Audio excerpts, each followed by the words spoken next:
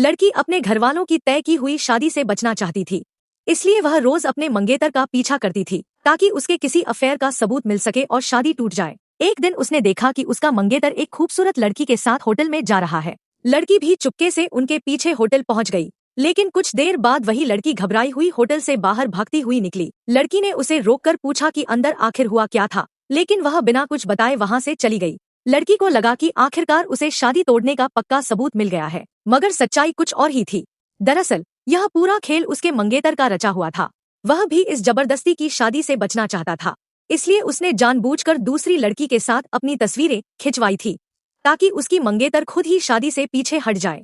लेकिन जब उन तस्वीरों की कॉपी लड़की के हाथ लगी तो उसने भी एक चाल चलने का फैसला किया। असल में लड़की सीधे शादी से इनकार नहीं करना चाहती, क्योंकि घरवाले उसकी बात नहीं मानेंगे, इसलिए वह ऐसा तरीका अपनाती है कि लड़का खुद शादी से इनकार कर दे। तब सारा दोष लड़की पर नहीं आएगा और शादी भी टूट जाएगी। अगले ही दिन वह नौकरानी का भेष बनाकर उसके घर पहुंच गई। धीरे धीरे वह अपने मंगेतर की देखभाल करने लगी।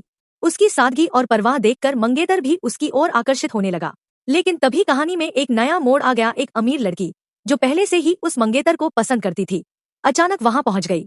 नौकरानी के रूप में लड़की को देखकर उसने उसका मजाक उड़ाना शुरू कर दिया। उसने ताना मारते हुए कहा, एक नौकरानी कभी इस घर की बहू नहीं बन सकती। लेकिन इस बार लड़की चुप नहीं रही। उसने पलटकर कहा, किसी औरत की पहचान सिर्फ उसके कपड़ों या उसके रूप से नहीं होती। अगर तुम्हें मुझे इस घर से निकालना है तो पहले मुझसे माफी मांगनी होगी। यह सुनते ही अमीर लड़की गुस्से से आग बबूला हो गई और उसने उसे जोरदार थप्पड़ मार दिया। फिर घमंड से बोली, मैं उसकी बचपन की दोस्त हूँ। जब उसे पता चलेगा कि तुमने मेरे साथ बदतमीजी की है तो वह खुद तुम्हें इस घर से निकलवा देगा। लेकिन लड़की के चेहरे पर जरा भी डर नहीं था। वह मुस्कुराई और बोली, ठीक है, फिर मैं भी इंतजार करती हूँ कि वह खुद क्या फैसला करता है।